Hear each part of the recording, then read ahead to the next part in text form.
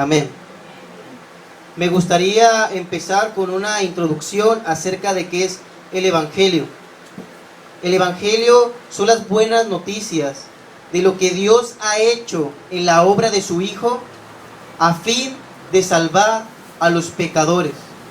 El apóstol Pablo en 1 de Timoteo 1:15 dice claramente: palabra fiel y digna de ser recibida por todos, que Cristo Jesús vino al mundo a salvar a los pecadores, de los cuales yo soy el primero.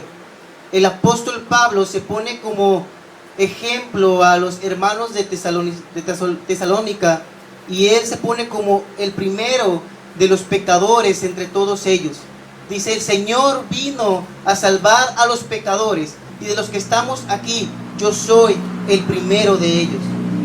La palabra evangelio viene de una palabra griega que es evangelion. Esta palabra griega quiere decir buena noticia, gloriosas, buenas noticias. Esta palabra evangelio, cuando fue traducida al griego, fue tomada de una palabra hebrea con un significado más exacto, más correcto acerca de lo que es el evangelio. Esta palabra evangelion, cuando fue traducida, fue tomada de la palabra hebrea basar.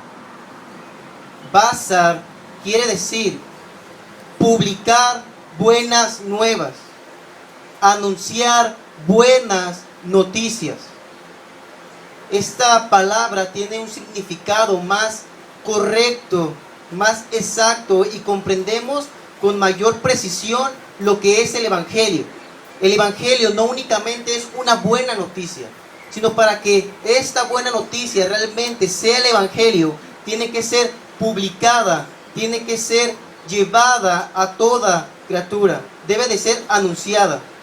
Si el evangelio, hermanos, no es anunciado, no es proclamado, de ser el poder de Dios, como dice el apóstol Pablo en Romanos 1:16, porque no me avergüenzo del evangelio, porque es poder de Dios para salvación a todo aquel que cree, al judío primeramente y después al griego.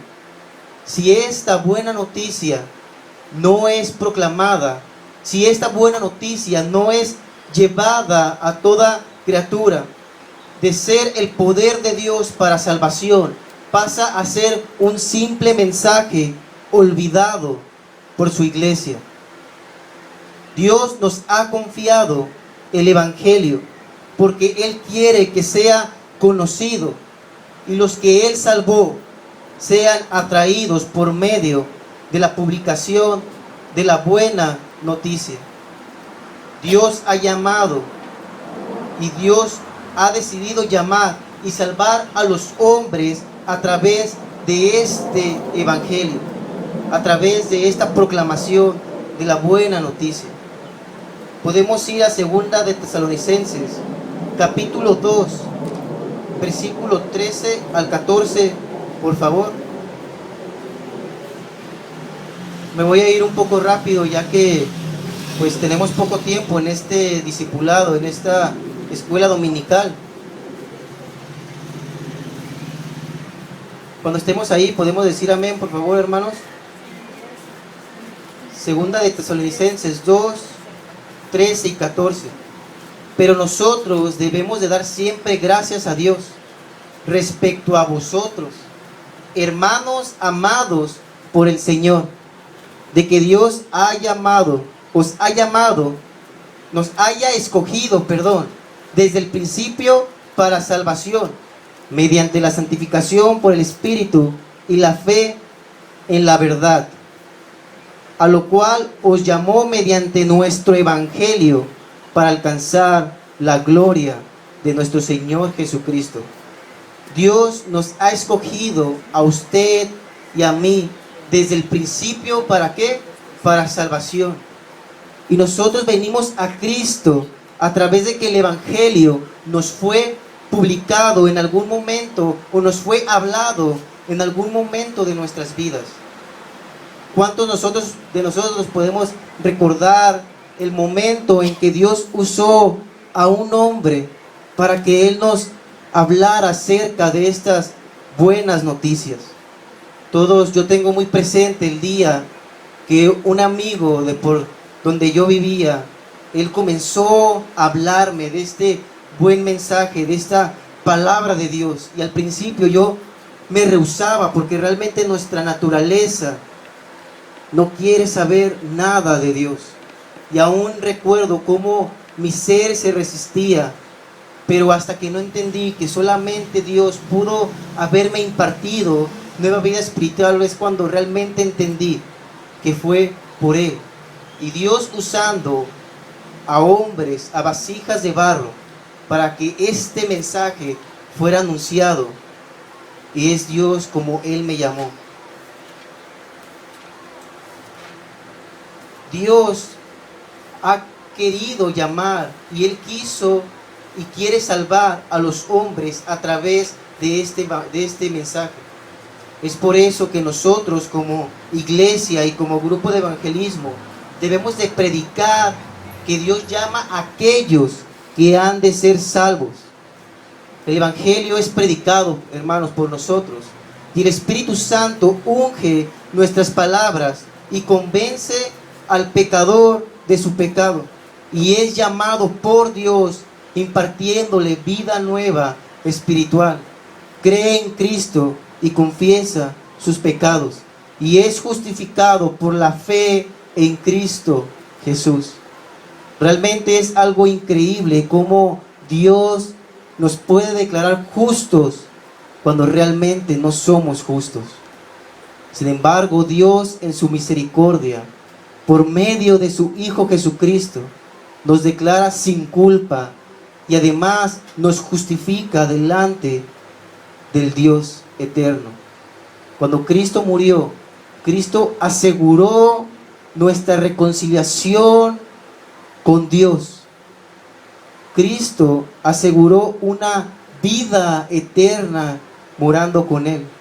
Pero también Cristo aseguró que Él estaría con nosotros hasta que Él regrese y seamos transformados con Él en gloria. Realmente esto es algo increíble para mí y creo que para todos aquellos que hemos sido lavados y salvados por su gracia. Ahora bien, el evangelio debe de ser predicado, debe de ser presentado a toda criatura, y Dios quiere llamar eficazmente a quien Él quiere llamar. No depende de nosotros, sino de Dios. Un gran hombre de Dios, un maestro de las Escrituras, Martin Jones, este hombre en una ocasión se le preguntó a su esposa y su esposa dijo: mi esposo, antes de ser un gran expositor de las Escrituras, él era un hombre lleno de oración y una vida dedicada a la publicación del Evangelio.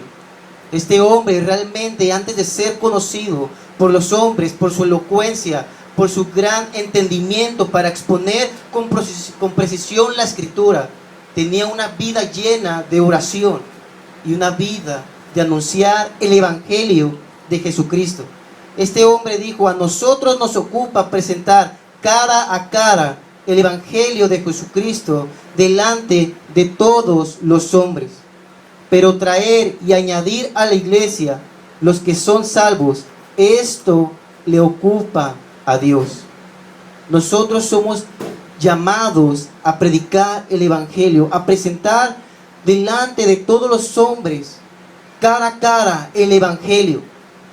Y es Dios quien añade a la iglesia los que han de ser salvos. Cuando nosotros predicamos el Evangelio, el hombre queda sin excusa delante de Dios. En Hechos 13, podemos ir rápidamente, Hechos 13, 47 al 49.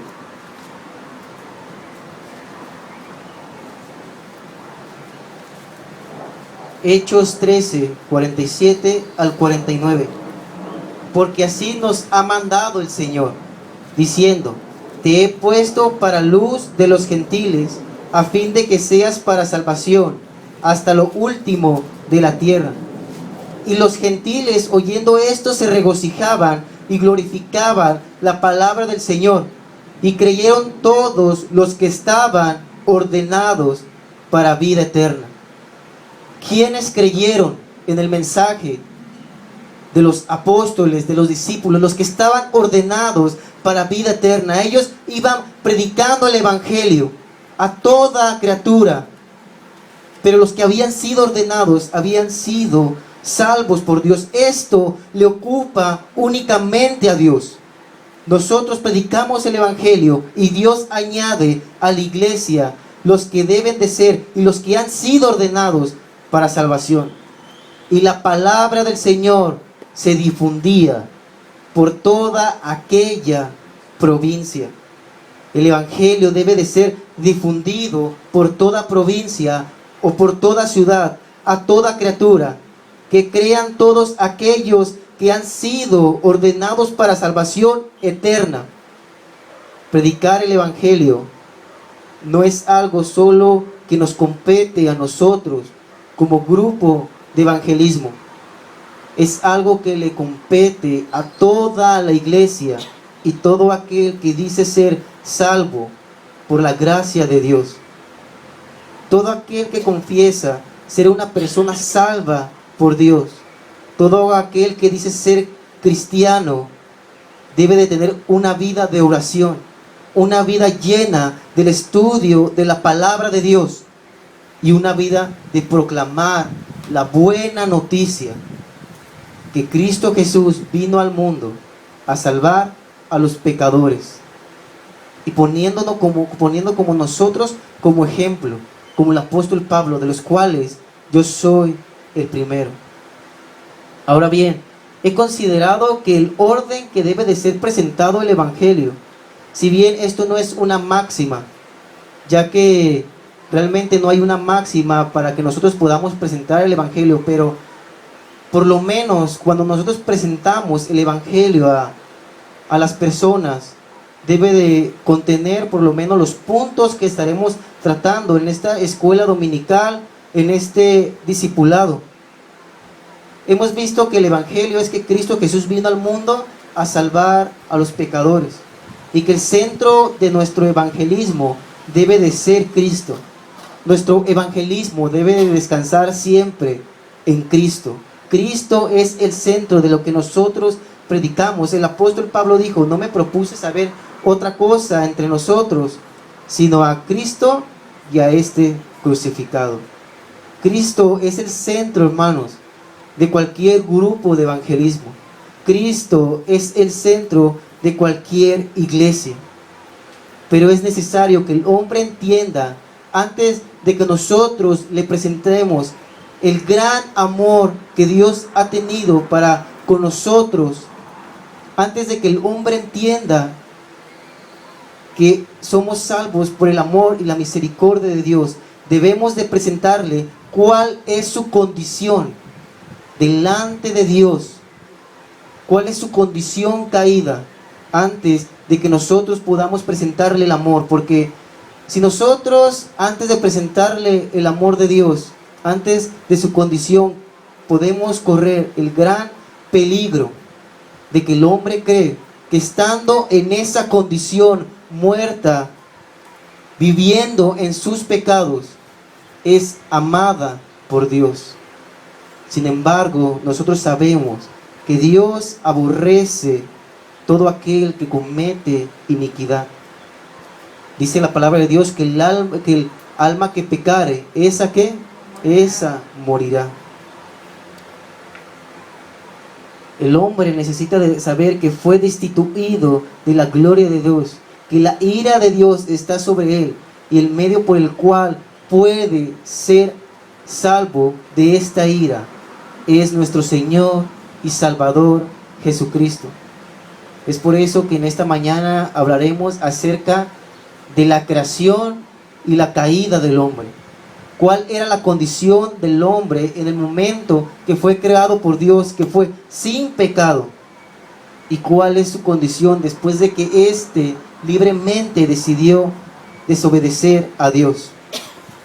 Eclesiastés 7:29 dice: he aquí solamente esto he hallado, que Dios hizo al hombre recto, pero ellos buscaron muchas perversiones.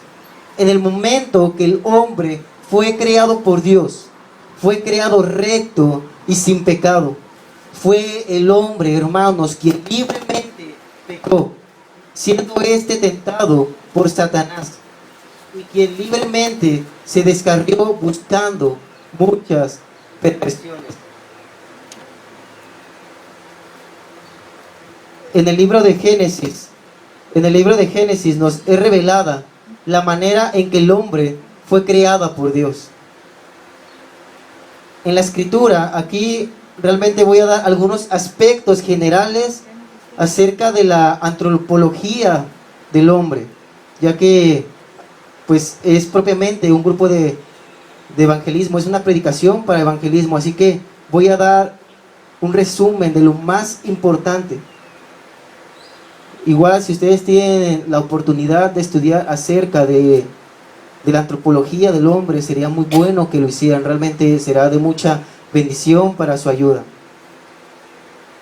Las escrituras en Génesis 1 comienza hablándonos de Dios y sus obras. Nos muestra la naturaleza de Dios y sus atributos. El primer capítulo en Génesis habla de una manera general y nos hace una narración cronológica de los 6 días de la creación. Sabemos que Dios creó la tierra en 6 días, el séptimo lo descansó, diseñando la actividad de Dios en cada uno de ellos, incluyendo al hombre. El primer capítulo nos lleva a la conclusión y nos afirma que todo lo que Dios hizo era bueno. Vamos a Génesis 1:31, por favor, hermanos.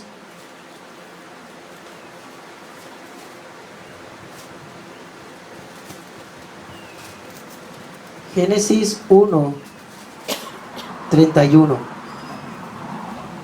Y vio Dios todo lo que había hecho, he aquí que era bueno en gran manera. Y fue la tarde y la mañana el 6º día. El primer capítulo nos lleva a la conclusión de que todo lo que Dios creó era bueno en gran manera. Pero si nosotros nos quedamos con esta conclusión de Génesis 1:31, que es verdad, Dios cuando creó los cielos y la tierra, realmente todo lo que Dios hizo era bueno. Lo creo porque la palabra de Dios lo afirma. Pero inmediatamente surge una pregunta en nosotros y decimos: si Dios hizo todo bueno, yo veo a mi alrededor y es verdad, realmente hay cosas muy buenas en la creación de Dios que incluso nos demuestran el gran poder de Dios que ha sido revelada a través de su creación. Pero al mismo tiempo puedo ver que no todo en la creación es bueno, que realmente hubo un elemento, hubo algo que sujetó la creación de Dios y al hombre mismo a maldición. Y es precisamente que a causa del pecado, a causa que el pecado entró al mundo, el mundo fue sujeto a esta maldición. Cuando Dios creó todo, todo era realmente bueno. Pero a causa de la desobediencia del hombre y del pecado que entró al mundo, la creación fue sujeta a maldición. Y es precisamente a donde el escritor de Génesis, Moisés y Dios mismo nos quiere llevar a saber en qué momento fue corrompido todo lo que Dios creó, incluyendo al hombre. Y entra la segunda narración en Génesis 2. Tanto en Génesis 1 como en Génesis 2 nos habla del origen del hombre. Pero ya hemos visto que en el primer capítulo nos hace una narración general, cronológica, de los 6 días de la creación. Que en el primer capítulo nos es mostrado Dios en sus grandes atributos, creando todas las cosas. el segundo capítulo nos habla de una manera personal y específica sobre la creación del hombre. Nos revela datos geográficos de en dónde fue puesto el huerto del Edén. También nos habla de cómo fue creada la mujer. Pero Dios mismo y el escritor de Génesis nos está llevando poco a poco a la conclusión de que Dios creó al hombre y todas las cosas sin pecado, y que todo lo que Dios había creado era bueno. Y Dios nos está tratando de llevar al acontecimiento que marcó la vida del ser humano. En Génesis 3:6. Y vio la mujer que el árbol era bueno para comer, y que era agradable a los ojos, y el árbol codiciable para alcanzar la sabiduría. Y tomó de su fruto y comió, y dio también a su marido, el cual comió así como ella. Esta palabra, y comió y dio también a su marido, el cual comió así como ella, determinan la historia de la vida humana. Marca la desgracia del ser humano, y el ser humano cae del estado sin pecado del cual había sido creado, y entra el pecado al hombre, y ahora el hombre es esclavo a pecado. La misma creación y el hombre mismo fue sujeto a maldición.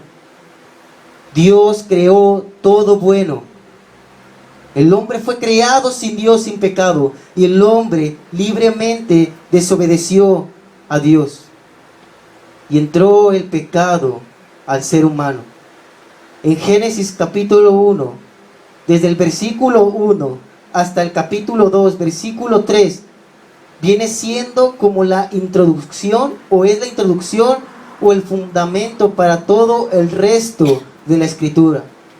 Pero en el segundo relato, a partir del capítulo 2, versículo 4, hasta el capítulo 3, 24, forma parte integral de la narración sobre cómo entró el pecado al mundo. Realmente Dios ha tenido misericordia con cada uno de nosotros, y es por eso que Dios nos ha confiado su evangelio, para que Él sea anunciado entre los hombres, entre las naciones, y el hombre entienda que su condición delante de Dios es un hombre pecador, que necesita ser reconciliado por Dios, y el único camino que el hombre puede ser reconciliado por Dios es Cristo. La Escritura dice que no hay otro nombre dado a los hombres por el cual podamos ser salvos. Y tú y yo venimos a Cristo no porque nosotros hubiéramos tenido la suficiente capacidad intelectual o la suficiente capacidad moral para venir a Él, sino que Él se apiadó de nosotros, nos impartió vida nueva, y es como podemos hoy glorificar el nombre de Dios. El hombre necesita ser advertido por nosotros que le espera la ira y el juicio de Dios, que Dios ha decidido salvar al hombre a través de Cristo. Y el único camino, o como puede ser alumbrado nuestro entendimiento, es la palabra de Dios, el evangelio de Cristo. Vayamos rápido a Génesis 1:27. Génesis 1:27.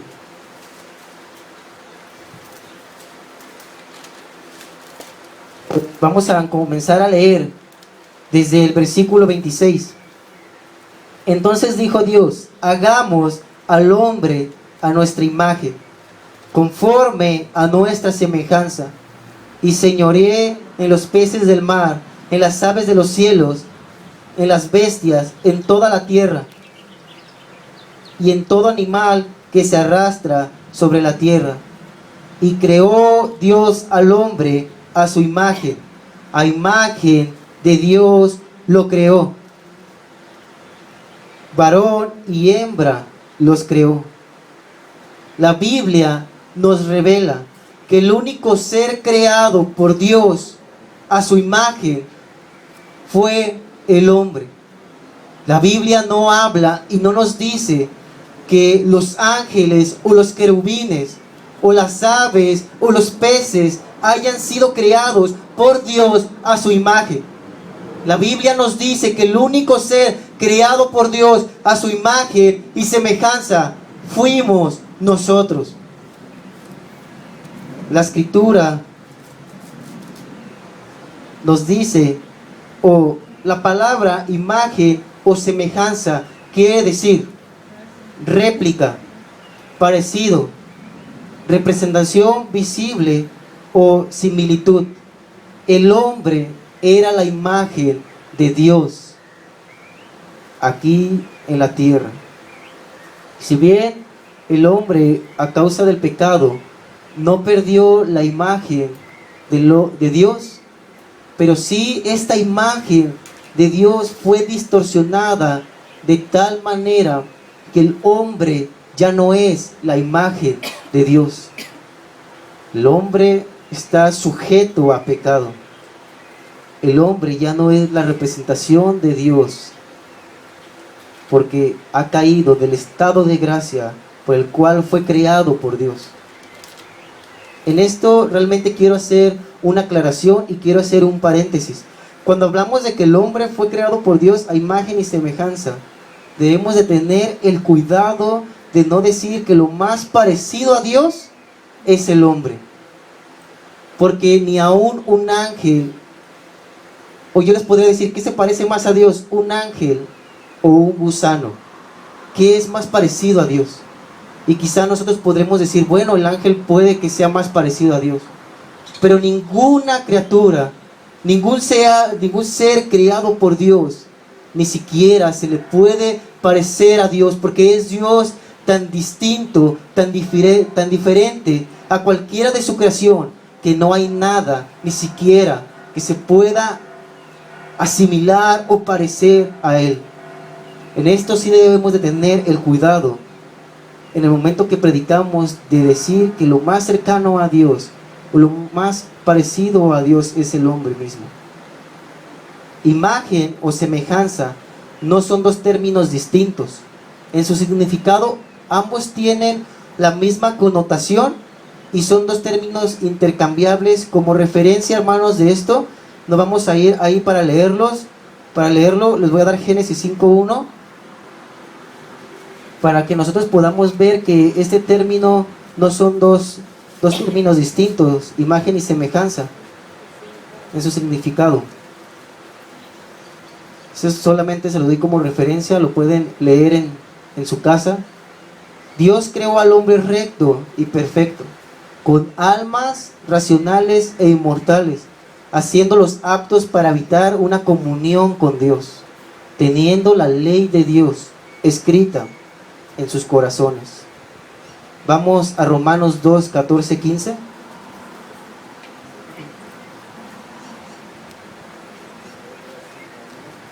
Porque cuando los gentiles que no tienen la ley hacen por naturaleza lo que es de la ley, estos, aunque no tengan la ley, son ley para sí mismos, mostrando la obra de la ley escrita en sus corazones, dando testimonio su conciencia y acusándoles o defendiéndoles sus razonamientos.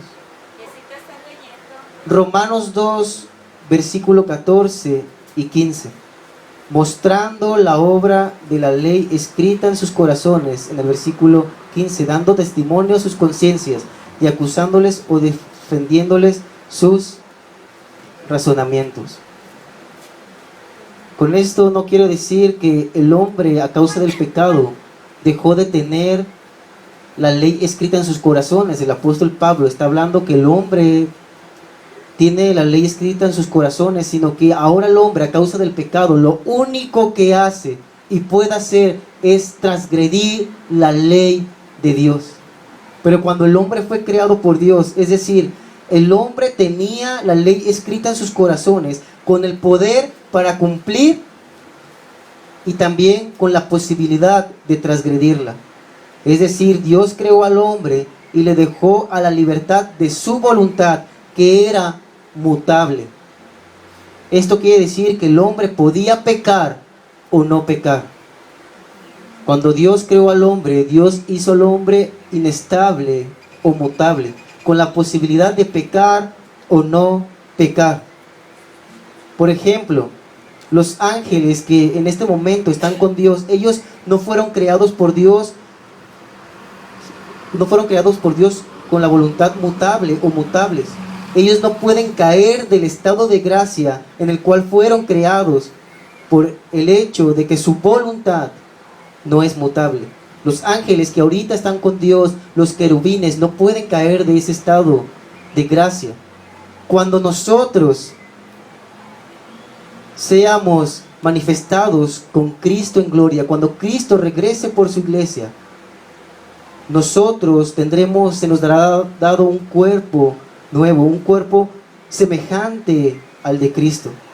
Entonces, cuando nosotros estemos ahí, ya no podremos caer de nuestro estado de gracia. Nuestra voluntad ya no será mutable y ya no podremos pecar. Pero cuando fue el hombre creado por Dios, el hombre podía pecar o no pecar. Podía cumplir la ley de Dios con la posibilidad de transgredirla.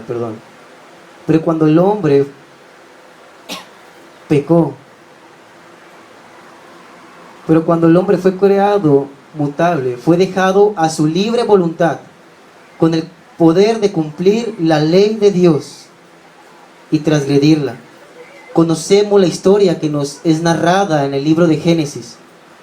El hombre libremente decide desobedecer a Dios y peca y cae del estado sin pecado por el cual fue creado por Dios. Ya hemos leído en Génesis 3:6, y vio la mujer que el árbol era bueno para comer y que era agradable a los ojos, y el árbol codiciable para alcanzar la sabiduría, tomando de su fruto comió. Así, y también dio a su marido, el cual comió así como ella. Ya hemos visto que esto marcó el acontecimiento, la vida del ser humano.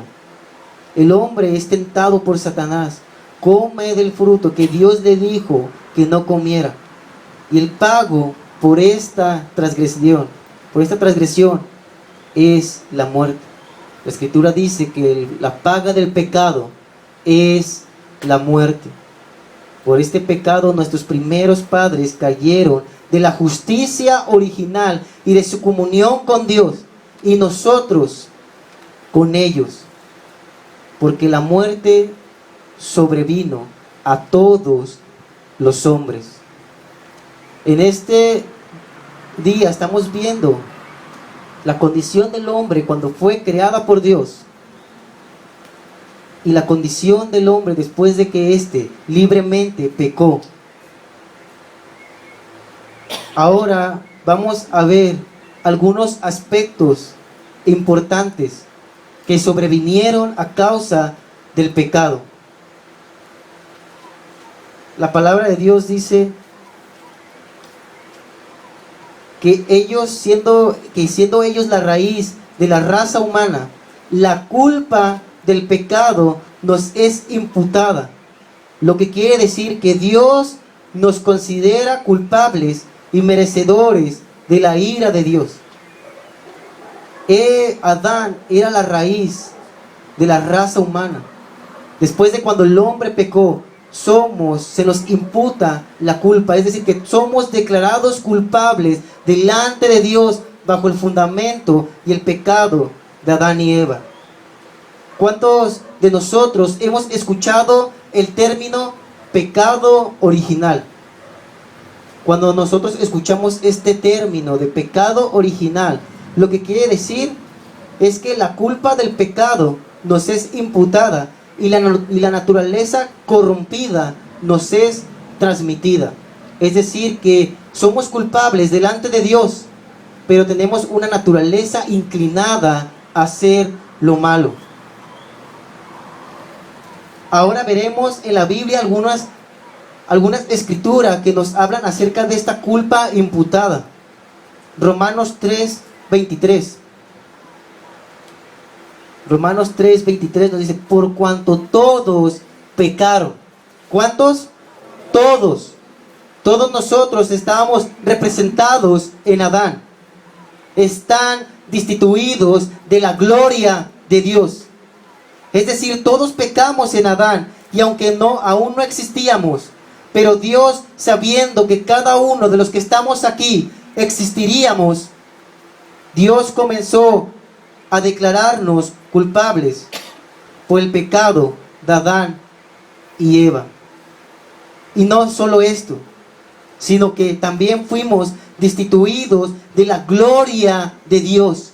Fuimos desechados de la misma gloria de Dios después que el hombre fue creado por Dios para habitar en una comunión eterna con su Creador. Fuimos destituidos, desechados de la gloria de Dios. El apóstol Pablo nos dice: por cuanto todos pecamos, fuimos destituidos, desechados de la gloria de Dios. Romanos 5:12 nos dice que no solo la muerte espiritual entró al hombre y la culpa delante de Dios, sino que también entró la muerte física al ser humano. Por tanto, como el pecado entró al mundo por un hombre, y por el pecado la muerte, así la muerte pasó a todos los hombres, por cuanto que todos pecamos. Todos somos declarados culpables delante del Dios santo y eterno. Entró la muerte espiritual, es decir, la separación de Dios y el hombre, pero también entró la muerte física, después de que el hombre fue creado por Dios para vivir eternamente. Génesis 3:19. Génesis 3:19. Con el sudor de tu rostro comerás el pan hasta que vuelvas a la tierra, porque de ella fuiste tomado, pues polvo eres y al polvo volverás. El pecado incluye tanto la culpa, como ya lo hemos visto, así como la corrupción, es decir, que también nos es transmitida una naturaleza corrompida. La confesión bautista que estamos estudiando los jueves y que realmente es una fuente buena para que nosotros podamos estudiarla. Claro, hemos aprendido también que nuestra autoridad máxima, sobre todo escrito, es la Escritura. Pero esta confesión nos da unos puntos para que nosotros tengamos una comprensión un poco clara, no que la Biblia sea clara, porque la Biblia es clara en sí misma. Y la confesión bautista nos dice: siendo ellos la raíz de la raza humana y estando por el designio de Dios en lugar de toda la humanidad, la culpa del pecado fue imputada y la naturaleza corrompida transmitida a toda la posteridad que descendió de ellos mediante la generación ordinaria, siendo ahora concebidos en pecado y por naturaleza hijos de ira, siervos del pecado, sujetos a la muerte y a todas las demás desgracias espirituales, temporales y eternas, a no ser que el Señor Jesús los libre. Cristo Jesús, y es por eso que nuestro evangelio debe de ser el principal fundamento, porque solamente Cristo nos puede reconciliar para con el Padre. Cristo nos puede declarar sin culpa delante de Él. De esta corrupción original, por la cual estamos completamente indispuestos, incapacitados y opuestos a todo bien, y enteramente inclinados a todo mal. Preceden así todas las transgresiones. Se nos es imputada una culpa, somos culpables delante de Dios, pero somos inclinados a todo mal, esclavos al pecado, y no podemos ser liberados de la esclavitud del pecado, ni de la ira de Dios, sino es a través de Jesucristo. Salmo 51, 4 y 5 nos habla acerca de esta corrupción heredada. Salmo 51, 4 y 5. Contra ti solo he pecado, y he hecho lo malo delante de tus ojos, para que sea reconocido justo en tu palabra, y tenido por puro en tu juicio. El rey David dice claramente: tú eres justo en tu juicio, y tú tienes que ser tenido por puro. Tú eres santo. Él está viendo al Dios santo, al Dios justo, que pagará a cada quien conforme a sus obras. Y él verse reflejado ante este Dios santo, ve su condición. Y dice en el versículo 6: he aquí en maldad he sido formado, y en pecado me concibió mi madre. En el versículo 5, he aquí en maldad he sido formado, y en pecado me concibió mi madre. El rey David entendía claramente que no era él pecador en el momento que pecaba por primera vez. Él entendía claramente que él no era pecador en el primer momento, o en el momento que él tenía un entendimiento acerca de qué era lo bueno y lo malo. Él entendía claramente que él era pecador desde el momento que fue concebido en el vientre de su madre, que estaba destituido de la gloria de Dios, y que el único camino para volver a ser reconciliado por Dios era Dios mismo, era Cristo. La salvación viene de Jehová. Salmo 58, 3, hablando acerca de esta corrupción transmitida. Se apartaron los impíos desde la matriz, se descarriaron hablando mentira desde que nacieron. Génesis 8:21. Me voy a ir un poco rápido. Génesis 8:21. Y percibió Jehová olor grato, y dijo Jehová en su corazón: no volveré más a maldecir la tierra por causa del hombre, porque el intento del corazón del hombre es malo desde su juventud, ni volverá más a destruir todo ser viviente como he hecho. Efesios 2, 1 al 3. Y Él nos dio vida a vosotros cuando estabas muertos en nuestros delitos y pecados. ¿Cuál era nuestra condición antes de que Dios nos diera vida? Estábamos muertos en delitos y pecados, en los cuales anduvisteis en otro tiempo, siguiendo la corriente de este mundo, conforme al príncipe de la potestad del aire, el espíritu que ahora opera en los hijos de desobediencia, entre los cuales también nosotros vivimos en otro tiempo, en los deseos de nuestra carne, haciendo la voluntad de la carne y de los pensamientos, y éramos por naturaleza hijos de ira, lo mismo que los demás, hijos de ira. En esta corrupción transmitida se nos revela que también se nos revela de una manera general, es decir, que la misma sociedad da evidencia de cómo esta sociedad está corrompida. Esta corrupción también se nos revela de una manera general a través de la misma sociedad, pero también de una manera personal. Cada uno de nosotros sabemos cuán inclinados éramos antes de venir a Cristo a hacer el pecado. Si bien a pesar de que hemos sido regenerados por Dios, aún somos débiles, aún pecamos, porque el rey David: ciertamente no hay hombre justo en la tierra que haga bien y nunca peque. El apóstol Juan dice: hijitos, si alguno hubiere pecado, abogado tenemos para con el Padre, a Jesucristo el justo.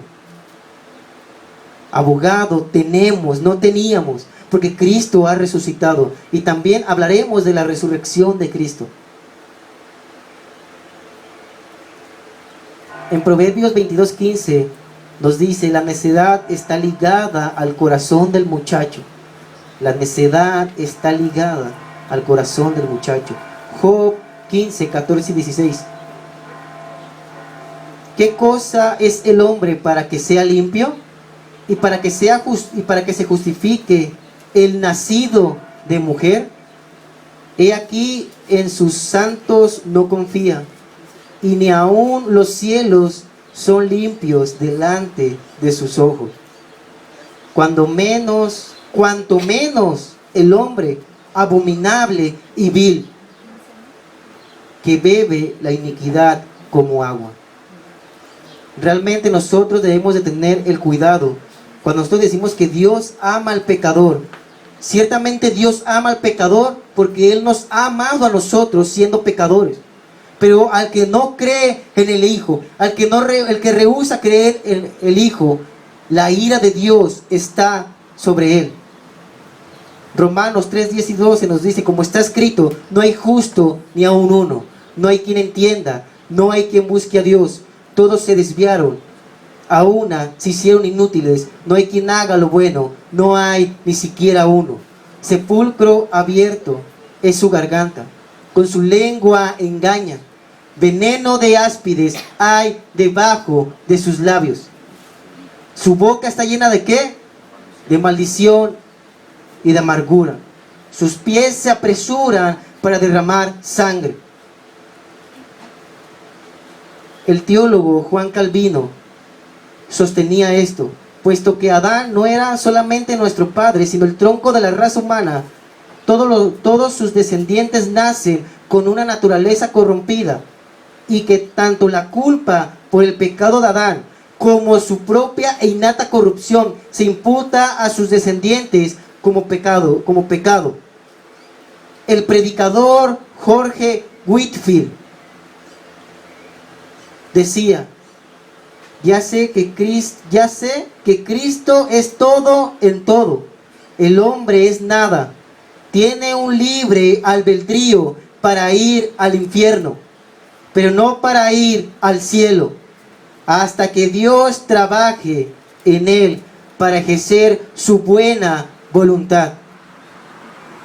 Cuando nosotros predicamos el Evangelio, debemos de hacerle ver al hombre cuál es su condición delante de Dios, que está muerto en delitos y pecados, alejado de la gloria de Dios.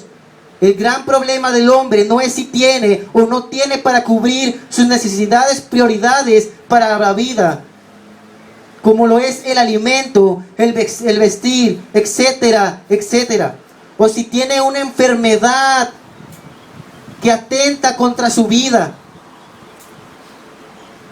Sino que el gran problema del hombre es que es esclavo a pecado, y que después de esta vida estará reservada la ira de Dios, porque está establecido para el hombre que muera una sola vez, y después de esto el juicio de Dios. Y el único que nos puede librar y que puede librar al hombre es nuestro Señor Jesucristo, el cual tomó nuestro lugar, siendo hecho por nosotros maldición, cargó nuestros pecados en esa cruz y fue propicio a la ira de Dios. Eliminó la ira de Dios, la ira que tú y yo merecíamos, fue eliminada en Cristo Jesús para reconciliarnos con el Padre. Porque la paga del pecado es la muerte, pero la dádiva de Dios es vida eterna en Cristo Jesús. Y este es el corazón del Evangelio, que estamos alejados de la gloria de Dios, pero que Cristo Jesús eliminó la ira de Dios. Y estaremos hablando de este acto propiciatorio. El Evangelio, hermanos, es una buena noticia para el que cree, pero para el que no cree es una condena de muerte. Juan 3:36 dice: el que cree en el Hijo tiene vida eterna, pero el que rehúsa en el nombre del unigénito Hijo de Dios. Dios nos ha confiado su Evangelio para que Él sea conocido. Dios nos ha confiado su Evangelio para ser discípulos. Pero también Dios nos ha confiado su evangelio para que su evangelio sea defendido. El evangelio, Dios lo ha sustentado, pero el evangelio sigue de pie por las veces que éste ha sido defendido. Realmente los motivo para que prediquen el evangelio de Cristo. Vamos a terminar con una oración, hermanos. Dios les bendiga. El peso de su ira recayó